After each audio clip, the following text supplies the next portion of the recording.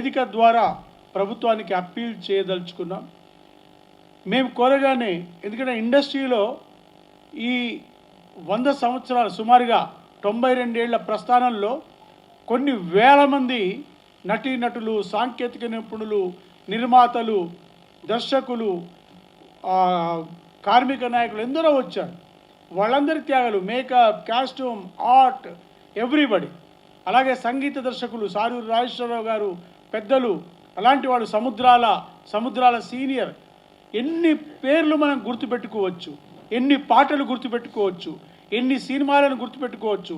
SV Rangarao గారు, Rajanala, TL Kantharao, మహామౌలు చాలామంది ఉన్నారు. వాళ్ళందరినీ స్మరించుకోవడం, వాళ్లను, ఎందుకంటే మన భగవద్గీత హిందువులందరికీ ఆదర్శం ఎలాగో, అలాగే బైబిల్, ఖురాన్ ఎట్లయితే ఆదర్శం ఉంటుందో, ఫిల్మ్ ఇండస్ట్రీకి కూడా ఆదర్శమైన వ్యక్తుల మీద ఒక బుక్లెట్ తెచ్చే ప్రయత్నాన్ని కూడా మేము చేయబోతున్నాం. దానికి సారథిగా ఈ జ్యూరీ చైర్మన్గా ఉన్నటువంటి పెద్దలు తమ్మారెడ్డి భారద్వాజ గారు ఈ కార్యక్రమం గురించి, మేము చేస్తున్న విషయాల గురించి సమగ్రంగా తెలియజేయవలసిందిగా నేను కోరుతున్నాను. గారు 100 ఏళ్ళు పూర్తి చేసుకున్నారు. శారద గారు, కాంచన గారు, వాణిశ్రీ గారు, కె రాఘవేంద్రరావు గారు, కోదండ రామరెడ్డి గారు, బి గోపాల్ గారు, ఎస్ గోపాలరెడ్డి గారు, కోటగిరి వెంకటేశ్వరరావు గారు, అంటే ఆల్ కార్నర్స్ నుంచి పెద్దవాళ్ళు ఎవరైతే ఉన్నారో, those who have rendered great service for the film industry. ఇది ఐకాన్ అవార్డు కాబట్టి బెస్ట్ ఫిలిం అని, దయచేసి మీడియా మిత్రులు ప్లీజ్ కీప్ క్వైట్.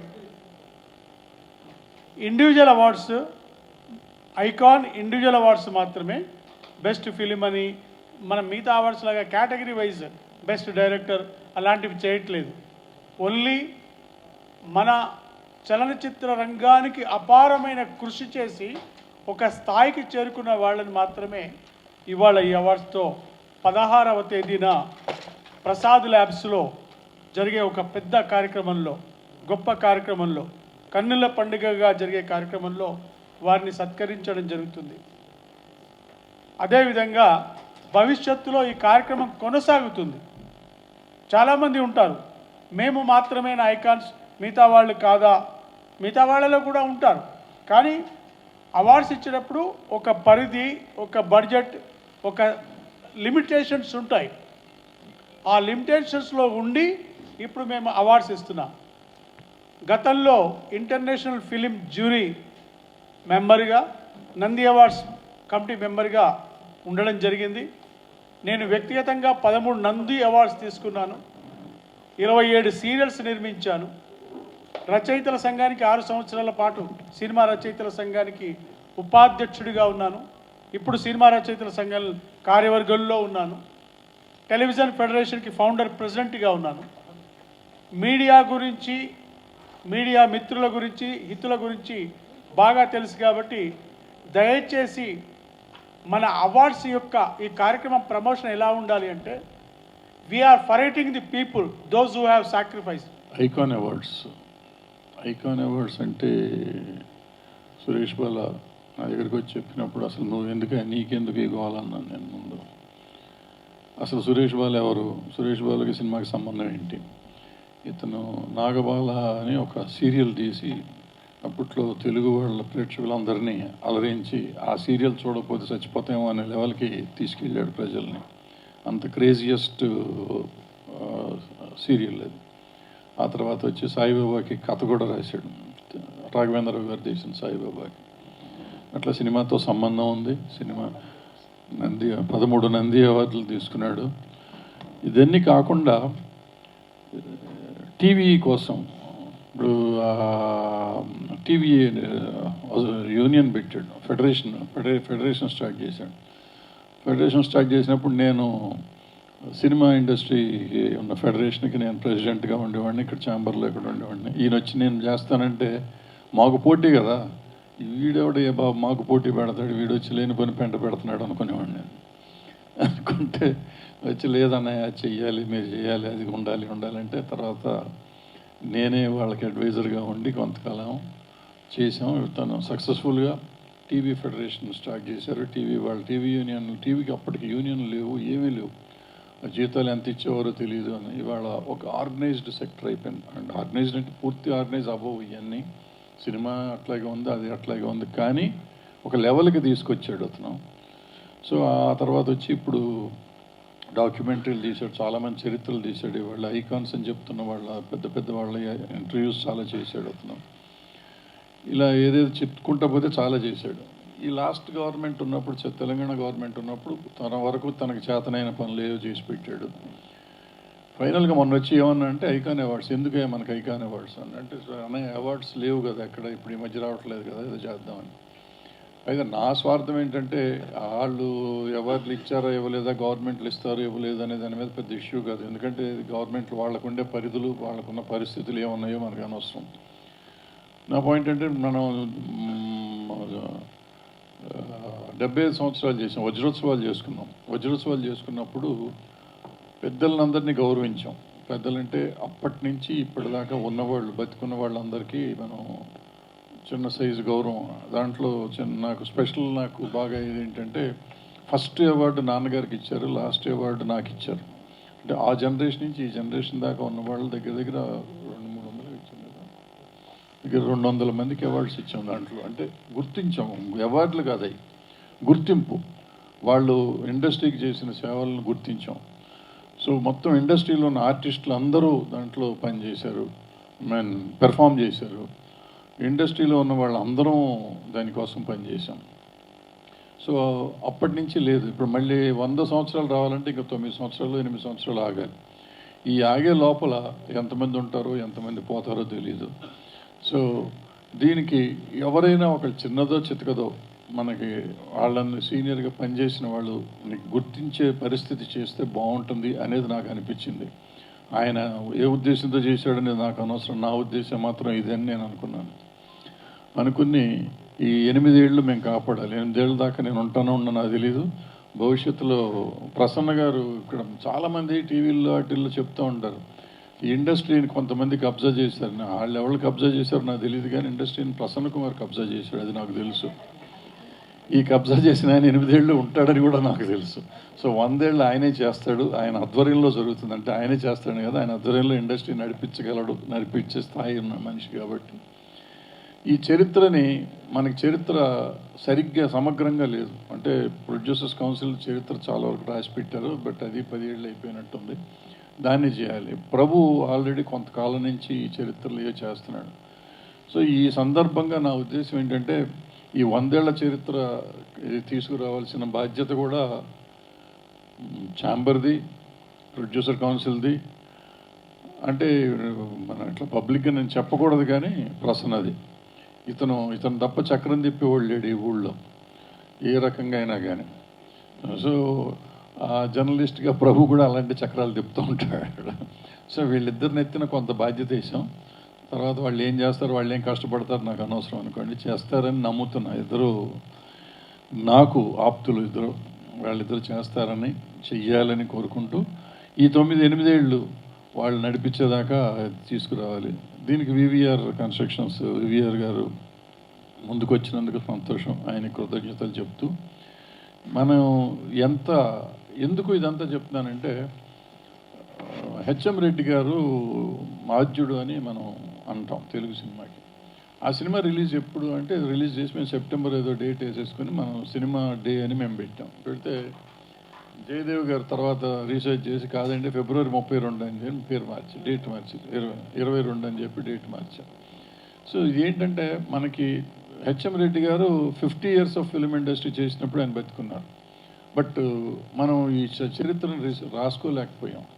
సో నేను ఇప్పటికైనా అడిగేది ఏంటంటే, జర్నలిస్ట్ మిత్రులను కానీ, ప్రభు గారిని కానీ అందరినీ అడిగేది ఏంటంటే, ప్రసన్న గారిని కూడా, ఈ సినిమా ఇండస్ట్రీ చరిత్ర అంతా సమగ్రంగా తయారు చేయాల్సిన బాధ్యత ఉంది. దీన్ని రికార్డ్ చేసి, ఎట్లాగే వాళ్ళ టెక్నాలజీ వచ్చేసిందిగా, టెక్నాలజీ మన సోషల్ మీడియాలో పెట్టాల్సిందిగా, వీలైతే పుస్తకం వచ్చేయటానికి డబ్బులు ఎక్కువ తినకుంటే దీనికన్నా సోషల్ మీడియాలో పెట్టాలని కోరుకుంటూ, ఈ అవార్డులు నాగబాల సురేష్ గారు, వివిఆర్ గారు ఈ 8 ఏళ్ళు కంటిన్యూ చేస్తే అప్పటిదాకా సినిమా ఇండస్ట్రీ రోజు చేయమంటే చేయరు, ఎందుకంటే ఛాంబర్కిను ప్రొడ్యూసర్ కౌన్సిల్కి ఉండే సమస్యలు చాలా ఉన్నాయి దీంట్లో. బట్ 100 ఏళ్ళు వాళ్ళు గ్యారంటీగా చేస్తారు కాబట్టి అప్పటిదాకా అందరికీ ఉన్నవాళ్ళు పెద్దవాళ్ళందరినీ గౌరవించే అవకాశం ఉంది కాబట్టి గౌరవిస్తారని, ఆ గౌరవాన్ని కూడా ఇంకా గౌరవప్రదంగా ఫంక్షన్లు చేస్తారని, చెయ్యాలని కోరుకుంటూ సెలవు తీసుకుంటాం. ఎవరు బాబు ముఖం చూపించి మాట్లాడితే బాగుంటుంది ఎవరైనా కానీ. Face please. Shiva the great. Award ఫంక్షన్లు గొడవ అవ్వట్లేదు తండ్రి, ఎక్కడవుతుందో నాకు తెలీదు, ఎవరికి గొడవ అవుతుందో తెలియదు, ఎప్పుడు గొడవ అయిందో కూడా నాకు తెలియదు. ఎందుకంటే ఈ అవార్డులు మేము ఐకాన్ అవార్డులు అంటున్నాం, నువ్వు ఐకాన్ అవ్వలేవు ఇప్పుడు, అప్పుడే ఇంకొక 20 ఏళ్ళు ఉంది నీకు టైము, అప్పుడు నీ సంగతి చూద్దాం. అది కాదు. కానీ ఇప్పుడు ఏంటంటే ఏ అవార్డులు అయినా కానీ ఇక్కడ సమస్య ఏంటంటే మనం ఒక జ్యూరీని పెడతాం. మనం అంటే మనం కాదు, గవర్నమెంట్ అయినా ఇంకోళ్ళైనా నేషనల్ అవార్డ్స్ అయినా కానీ, ఈవెన్ ఫిలింఫేర్లు అని మీరు చెప్పి గొప్పగా ఉన్న ఫిలింఫేర్లు అయినా కానీ, వీటన్నిటికీ జ్యూరీని పెట్టినప్పుడు ఆ జ్యూరీ స్టేట్ ఆఫ్ మైండ్ ఎట్లా ఉంటే అట్లా అవార్డ్స్ వస్తాయి. నాకు నచ్చిన సినిమా మీకు నచ్చిన సినిమాకి అవార్డు రావాలి అనుకుంటే రాకపోవచ్చు. నేను చాలాసార్లు నాకు రాలేదని నేను చాలా బాధపడ్డ రోజులు చాలా ఉన్నాయి. బట్ ఏంటంటే మనకి వయసు అయిపోయినాక ఇప్పుడు అర్థమవుతుంది ఎందుకు ఇవ్వాలి. నేను చైర్మన్ చేసినప్పుడు నన్ను డైరెక్ట్గా ఒక ప్రొడ్యూసర్ గారు వచ్చాడు గారు, నిజంగా చాలా గొప్ప సినిమా తీశాడు ఆయన, నాకు ఎందుకు ఇవ్వరండి మీరు అని అడిగాడు. ఎందుకు ఇవ్వరంటే జ్యూరీకి వచ్చేటప్పుడు జ్యూరీలో ఒక గైడ్ లైన్స్ కొన్ని ఉంటాయి. ఆ గైడ్ లైన్ ప్రకారం కొన్ని సినిమాలకు మేము ఇవ్వకూడదు, కొన్ని సినిమాలకి ఇవ్వచ్చు, కొన్నిటికి వేరే ఉంటాయి. ప్లస్ మెజారిటీ ఉంటుంది, జ్యూరీలో మెజారిటీ ఉంటుంది, వాళ్ళ మైండ్ స్టేటస్ ఉంటుంది, దాన్ని బట్టి ఉంటాయి. అందుకని వాళ్ళు వచ్చిన అవార్డులు అన్నీ తప్పు అవ్వవు, అన్నీ రైట్ అవ్వవు. రైట్ అయినా ఇప్పుడు మనం ఎట్లా తీసుకోవాలంటే ఇది సినిమా ఇండస్ట్రీని ఒక ఫ్యామిలీ అంటాం. నిజంగా ఫ్యామిలీయా కాదు కానీ మనం అంతా ఒక పని చేస్తున్నాం కాబట్టి ఒక ఫ్యామిలీయే. వీళ్ళల్లో ఎవరికి వచ్చినా మనకు వచ్చిందనే ఒక ఆనందం మనం ప్రదర్శించగలిగితే, అంత మనసు పెద్దది చేసుకోగలిగితే మనకి బాగుంటుంది. అంతేగాని మా ప్రసన్నకు వచ్చిందని నాకు కోపం వచ్చింది, నాకు వచ్చిందని మా ప్రసన్నకు కోపం వచ్చి మేము ఇది అలిగామనుకో, నువ్వు చెప్పినట్టు అల్లర్లు అవుతాయి. దయచేసి అటువంటి అల్లర్లు చేయొద్దు. ప్లస్ మేము ఇచ్చేది ఏంటంటే మేము ప్రస్తుతం ఐకాన్స్ ఉన్నాం, భవిష్యత్తులో మీరు చెప్పిన ఆ అవార్డులు కూడా ఇస్తాము. అప్పుడు తిట్టారు కానివ్వండి, దానికి మేము ప్రిపేర్ అయ్యా ఉన్నాం. ఎవరు తిడితే వాళ్ళు తిడతారు, వాళ్ళ ఇష్టం వాళ్ళది, మా ఇష్టం మాది. అవార్డు ఇచ్చేది మేము, మాది. సో ఐకాన్ అంటే ఒకటే కేటగిరీ, ఒకే ఐకాన్, అందరూ ఐకాన్. అంటే సీనియర్స్ని గౌరవించడం అనేది ముఖ్యమైన ఉద్దేశం, అంతే తప్ప వేరే ఉద్దేశం ఏం లేదు. సో ఎవరైనా అవ్వచ్చు, ఎవరైనా ఆర్టిస్టులు, టెక్నీషియన్లు ఎవరైనా ఉండొచ్చు. Any technician, any artist, any producer, అట్లా మొత్తం ఇండస్ట్రీలో ఉన్న అన్ని, ఈవెన్ ఎగ్జిబిటర్స్, డిస్ట్రిబ్యూటర్స్ని కూడా చేసుకోవచ్చు. మనం వీళ్ళు వాళ్ళు అని లేదు. మన వజ్రోత్సవాలు అప్పుడు మేము ఎట్లా చేసామో అట్లాగే అలాంటి ఉద్దేశంతోనే ఇది కూడా చేయటం. సో అందరినీ గుర్తించాలి అనేది మా ఉద్దేశం, అంతే తప్ప ఇక్కడ ఎవరికో ఇచ్చేసి దాన్ని ఏదో చేసుకోవాలి అనేది ఇక్కడ ఏం లేదు. అలాంటిది జరగదు, జరిగినా అది ఉద్దేశపూర్వకంగా జరగదు అనేది. శివ గారు, మీరు ప్రశ్న అడిగి అక్కడ సొల్లుగోలు చెప్పకూడదు సార్, వింటూ ఉండాలి సార్ అని మీరు అనుకుంటున్నారు సార్. మేము అనుకోవట్లేదు సార్, మేము చాలా హ్యాపీగా ఉన్నాం, బ్రహ్మాండంగా చేసి సార్. మేము చేసిన ఫంక్షను మీ భారతదేశ చరిత్రలో కానీ ఏ దేశ చరిత్రలో కానీ అంత గొప్ప ఫంక్షన్ చేశారు. ఒకళ్ళిద్దరు సంఘటనలు జరిగి ఉంటాయి, జరగలేదని నేను అంటున్నా. ఆ సంఘటనలు పెద్ద ఇష్యూ కాదు. మనం బ్రహ్మాండంగా చేసిన దాన్ని ఒక్క చిన్న పొరపాటు జరిగితే ఆ పొరపాటుని గురించే ఎక్కువ మనం పెంచడం అనేది కరెక్ట్ కాదు. అలాంటిది జరిగి ఉంటుంది, అప్పుడు జరిగిపోయింది, మర్చిపోయారు కూడా అందరూ. మళ్ళీ వాటిని కెలికి అనవసరంగా దాన్ని మనం పుండు చేసుకోవటం అనవసరం. అదేంటి ఆరిపోయిన గాయాన్ని పెద్ద గాయం చేయొద్దు దయచేసి. Thank you very much. Thank you అండి. కో చైర్మన్ రేలంగి నరసింహరావు గారు యుఎస్ నుంచి లైన్లో ఉన్నారు, మీకోసారి విష్ చేస్తారు. 6వ తారీఖున ప్రసాద్ ల్యాబ్లో చాలా ఘనంగా నిర్వహించబోతున్నాం. ఈ అవార్డ్స్ జ్యూరీలో నేను ఒక సభ్యుడిగా ఉన్నందుకు చాలా సంతోషిస్తున్నాను. ఎందుకంటే ఇన్ని సంవత్సరాలుగా తెలుగు చలనచిత్ర పరిశ్రమతో నేను ఏర్పరచుకున్నటువంటి ఒక అనుబంధానికి ప్రతీకగా ఈ జ్యూరీలో నేను ఉండటం అనేటువంటిది. ఆ సెలక్షన్స్ అనేటువంటి కూడాను ఇందాక మిత్రులు అడిగారు, మీడియా మిత్రులు అడిగారు, ఈ అవార్డ్స్ అన్నీ కూడా కాంట్రవర్సీ అవుతున్నాయి కదా అని. ఈ అవార్డ్స్ విషయంలో అలాంటి కాంట్రవర్సీకి అవకాశం లేకుండా, ఎందుకంటే సినిమాలు చూసి సెలెక్ట్ చేసేటువంటి రెగ్యులర్ ప్యానల్ అవార్డ్స్ లాంటివి కాదు ఇది. దిస్ ఈజ్ ఓన్లీ తెలుగు చలనచిత్ర పరిశ్రమ యొక్క ప్రతిష్టను ఇనుమడింపచేసినటువంటి ఐకానిక్ పర్సనాలిటీస్కి ఇచ్చేటువంటి అవార్డ్స్ తప్ప దీంట్లో ఈ ఉత్తమ నటుడు, ఉత్తమ నటి, అది కేటగిరీ, ఈ కేటగిరీ అంటే ఈ కేటగిరీ వైజ్గా చేస్తున్నటువంటి సెలక్షన్స్ కావేవి. కాబట్టి ఎవరెవరైతే ఈ ముఖ్య రావటానికి ఈ అవార్డు స్వీకరించడానికి అర్హులైనటువంటి వ్యక్తులను మాత్రమే సెలెక్ట్ చేసుకోవడం జరుగుతుంది. ఆ విధంగా 16వ తారీఖున జరగబోయేటువంటి ఐకానిక్ అవార్డ్స్ అనేటువంటి వాటిలో చాలామంది చలనచిత్ర ప్రముఖులు పాల్గొంటున్నారు. వాళ్ళందరికీ కూడా అవార్డ్స్ ఇవ్వటం అనేటువంటి జరుగుతుంది. ఆ అవార్డ్స్ సెలక్షన్లో మేము పాటించినటువంటి ఒక స్టాండర్డ్స్ అనేటువంటి రాజును జరగబోయేటువంటి కార్యక్రమం యొక్క విశిష్టతను పెంచే విధంగా ఉంటాయి, అవార్డ్స్ యొక్క గౌరవాన్ని పెంచే విధంగా ఉంటాయి తప్ప కేవలం ఏదో అవార్డ్స్ ఇవ్వటం కోసం ఫర్ ద సేక్ ఆఫ్ అన్నట్టుగా ఈ నాటి కార్యక్రమం ఉండదు.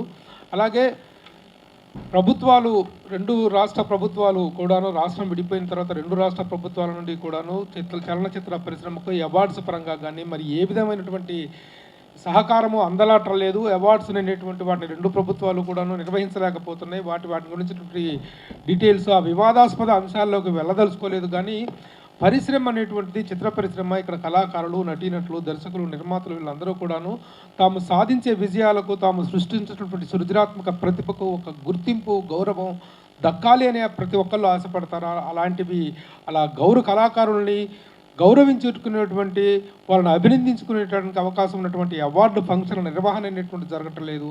ఆ కారణాలలోకి, ఆ లోతుల్లోకి మేము వెళ్ళలేదు. కానీ మేము చేసినటువంటి కార్యక్రమంలో మాత్రం గొప్ప ఔచిత్యం ఉంది. ఆ ఔచిత్యభరితంగా ఎవరెవరిని సెలెక్ట్ చేసుకోవాలో ఆ విధంగా చేసుకొని మేము కార్యక్రమాన్ని ఘనంగా నిర్వహిస్తున్నాము. నుంచి మొదలెట్టుకుని బాంబే, షోలాపూర్, కొల్హాపూర్ నుంచి చెన్నైకి వచ్చింది. సో అప్పుడు నుంచి వచ్చిన ఇండస్ట్రీ ఒక హెచ్ఎం రెడ్డి గారు, బిఎన్ రెడ్డి గారు, నాగిరెడ్డి గారు, చక్రపాణి గారు ఇలా చూసుకుంటూ వస్తే ఫస్ట్ 3 టాకీ లాంగ్వేజ్లో నటించిన నటుడు ఎల్వి ప్రసాద్ గారు. అలాగే ఎన్టీ రామారావు గారిని మొట్టమొదట సినిమా ఇండస్ట్రీకి పరిచయం చేసింది ఎల్వి ప్రసాద్ గారు. అలాగే ఎన్టీ రామారావుని మొట్టమొదటి హీరోగా, అలాగే జానకి గారిని మొట్టమొదటి హీరోయిన్గా షావుకారు చిత్రం ద్వారా దర్శకత్వం వహించింది ఎల్వి ప్రసాద్ గారు.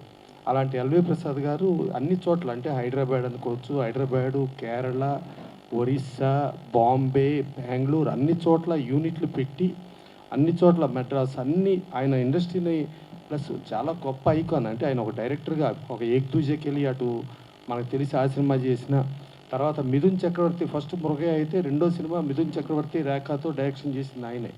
సో అలాంటి ఎల్వి ప్రసాద్ గారు అలాంటి వాళ్ళు ఉన్న ఇదిలో ఎన్టీ రామారావు ఇండస్ట్రీకి వచ్చిన తర్వాత ఎన్టీ రామారావు గారు యాక్చువల్గా తెలుగు ఇండస్ట్రీలో ఆయన స్టారు, తమిళ సినిమాల్లో కూడా చేశారు. అలాగే హిందీ సినిమాలు ఆయన 3 సూపర్ హిట్లు ఉన్నాయి బాంబేలో, ఎబోవ్ 100 డేస్, ఒక నయా ఆద్మీ, ఒక చండీరాణి, ఒక పాతాళ భైరవి. ఆ పరిస్థితిలో శాంతారాం గారు ఆయన హిందీ సినిమా చేయమని చెప్పి, ఆయన భారీ హీరోయిన్గా ఈయన దుష్యంతుడిగా హిందీ సినిమా చేయమంటే సారీ నేను చేయను అని చెప్పి ఒక బాలీవుడ్ని రిజెక్ట్ చేసింది ఎన్టీ రామారావు. అలాగే ఒక హాలీవుడ్ వాళ్ళు వచ్చి లార్డ్ కృష్ణ చేయండి సార్ మీరు చేస్తే కరెక్ట్గా ఉంటుంది అంటే, నో సారీ నేను హాలీవుడ్ చేయను, బాలీవుడ్ చేయను, నా తెలుగు వాళ్ళకే నేను ఇదైపోతాను అని చెప్పి వాళ్ళు ఆయన ఎక్కడ చూసినా ఇవాళకి ఆయన మనిషి ఉన్నా లేకపోయినా ఇవాళకి నడుస్తుంది ఆయనే. ఇక దర్శకుడిగా వస్తే ఫస్ట్ సినిమా సీతారామ కళ్యాణం దర్శకుడిగా చేశారు, కానీ దర్శకుడు కార్డు ఉండదు. 2వ సినిమా గులేబా కావళి కథ చేశారు, దర్శకుడు కార్డు ఉండదు. అప్పుడు south Indian film directors association director card లేకపోతే డైరెక్టర్కి ఏదో అవమానంగా ఉంది అని చెప్పి ఆయనకి అత్యంత సన్నిధి, ఆయన్ని ఏమి చేయలేరు, ఎందుకంటే 24 క్రాఫ్ట్స్ ఆయనే సృష్టికర్త, ఎవ్వరూ ఆయన ఆపలేరు. ఆ పరిస్థితిలో పుల్లయ్య గారు, శాంతకుమార్ గారి భర్త పుల్లయ్య గారిని పంపించి, సార్ కొంచెం మీరు పేరేసుకోండి సార్, డైరెక్టర్ల అసోసియేషన్ అంతా ఫీల్ అవుతుంది అని అంటే, నేను ఒకళ్ళని అవమానించాలని కాదు, డైరెక్టరు అని అంటే సినిమా చేసినోడల్లా డైరెక్టర్ కాదు.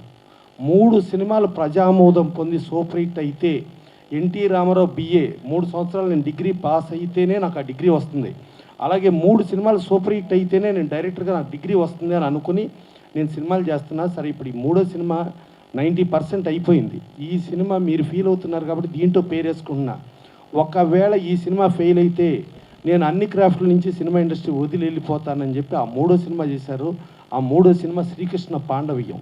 అంటే యాక్చువల్లీ చెప్పాలంటే మన దాసనారాయణ గారు, రాఘవేంద్ర గారు వీళ్ళందరికంటే 10 సంవత్సరాల ముందు డైరెక్టర్గా ఎంటర్ అయ్యి డైరెక్టర్గా హిస్టరీగా చెప్పుకోవాలంటే ఎన్టీ రామారావుని చెప్పుకోవాలి. 3వ సినిమా శ్రీకృష్ణ పాండవి 3 సినిమాలు సూపర్ హిట్ల తర్వాత ఇక రెగ్యులర్గా ఆయన దానవరస కన్న వేసుకోవచ్చు, బ్రహ్మంగారి చరిత్ర వేసుకోవచ్చు. ఆ రోజు వచ్చిన ప్రజలు, ఆ రోజు వచ్చిన దాన్ని వాళ్ళ కలెక్షన్లో చూసుకుంటే చరిత్రలు అంటాం, చరిత్ర లేదు, అదొక్కటే చరిత్ర. ఆయనే చరిత్ర సృష్టికర్త. అలాంటి ఎన్టీ రామారావు ప్లస్ ఇంకోటి అంటే ఇండస్ట్రీ ఇక్కడికి వచ్చిన తర్వాత ఇండస్ట్రీ మనకు Sarathi studios first South Indian film, టోటల్గా South Indian film chamber of కామర్స్కి మొట్టమొదట అధ్యక్షుడిగా అన్ని భాషలతో కూర్చుంది మన కోడవల్లి రామబ్రహ్మం గారు. ఆయన కూర్చున్నాడు, ఆయన ఫస్ట్ ప్రెసిడెంట్గా ఆయన చైర్ చేశాడు. మనకు అప్పట్లో సారథి స్టూడియోస్, భాగ్యనగర్ స్టూడియోస్ అవి ఉండేవి. ప్లస్ ఎన్టీ రామారావు ఇక్కడ గజం నేల కూడా ప్రభుత్వం దగ్గర తీసుకోకుండా ఆయన సొంతంగా కొనుక్కొని సొంతంగా స్టూడియో పెట్టుకున్నారు, ఫస్ట్ ముషీరాబాద్ స్టూడియో. ప్లస్ ఇక్కడ తెలంగాణలో ఉన్న చాలామందికి ఉపాధి, ఒక ఫైట్ మాస్టర్ కావాలి, ప్రభు అనగానే సంగారెడ్డి కళ్ళు కాంపౌండ్లోంచి ప్రభు గౌడ్ వచ్చేవాడు. కళ్ళు కాంపౌండ్లో ఉన్న కళ్ళు తాగే వాళ్ళందరూ ఫైటర్స్కి వచ్చేవాళ్ళు, అలా ప్రభు గౌడు. అలాగే డ్యాన్సర్స్గా చూస్తే ఒక ముక్కురాజు. అలా తెలంగాణలో ఎక్కువ మందికి ఉపాధి అవకాశాలు కల్పించింది ఎన్టీ రామారావు. సో ఎన్ని చరిత్రల్లో సో ఇవాళ మనం RRR వచ్చేసింది, ఆస్కార్కి వెళ్ళిపోయాం, లేకపోతే బాహుబలి వచ్చేసింది కాదు, ఇప్పుడో చరిత్రలోనే మన చరిత్రలు ఇప్పుడు సాధించేసాం.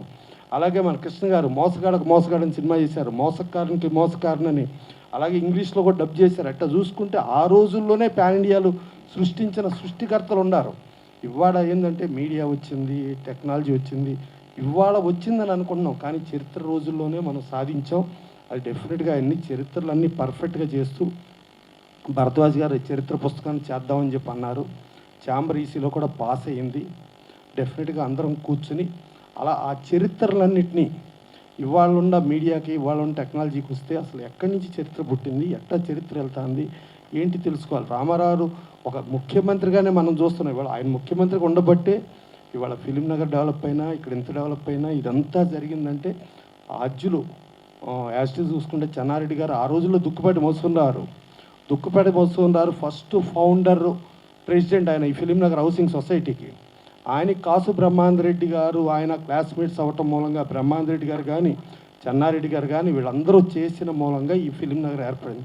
సో అట్లా దుక్కుపాటి మోస్తున్నారు, ఇంతమంది ఉన్నారు. అలాగే ఆ రోజు ఫౌండర్ సెక్రటరీ కానూరు రంజిత్ కుమార్ గారు, మన కానూరు దామోదర్ ప్రసాద్ గారు వాళ్ళ నాన్న. వీళ్ళందరి చరిత్రలో అన్నీ పర్ఫెక్ట్గా చూసుకుని చేద్దాం. డెఫినెట్గా ఇంకోటి మా శివ చెప్పినట్టు డెఫినెట్గా కాయలున్న చెట్టుకే రాళ్ళు పడతాయి.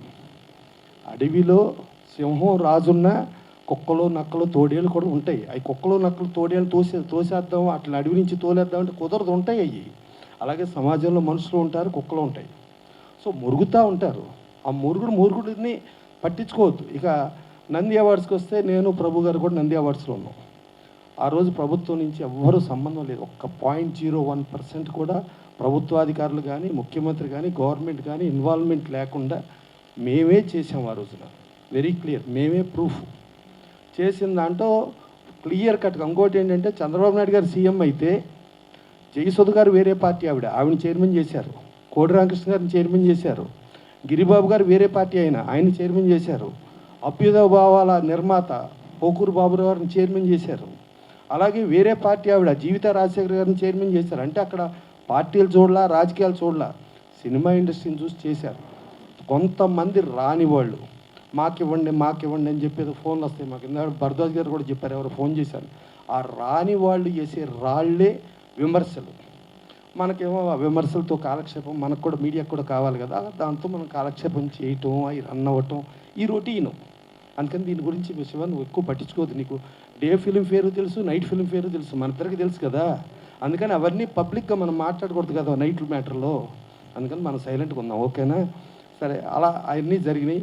ఇవాళ సురేష్ కుమార్ గారు ఒక నిజాయితీతో ఎప్పటి నుంచినో మన తెలుగు సీరియల్స్, మన తెలుగు నటులు మన వాళ్ళు ఉండాలి, ఈ డబ్బింగ్ సీరియల్స్ పరాయి నటుల్ని పరాయి వాళ్ళని చేయకూడదు అని ఒక పోరాటం చేస్తూ ఓ సారథి స్టూడియోకి పిలిచి పోలీసుల ద్వారా, అప్పట్లో మన వాళ్ళు ఎవరో ఉన్న కేంద్ర మంత్రి ఇన్ఫ్లుయెన్స్తో ఏదో జరిగినట్టుంది, తీసుకెళ్ళి సంజీవ్ రెడ్డి పోలీస్ స్టేషన్లో పెడితే అప్పుడు చదలవాడి శ్రీనివాసరావు మేము వెళ్ళి అక్కడ లోపల కూర్చోబెడితే పాలు పట్టిస్తున్న తల్లులు కూడా ఉన్నారు.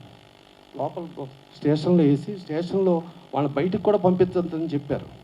శ్రీనివాసరావు ఫైట్ చేసి ఇప్పించడం జరిగింది. తర్వాత వీళ్ళు ట్యాంక్ బండ్ మీద కూడా అమరనిరాహార దీక్షలు చేయడం జరిగింది.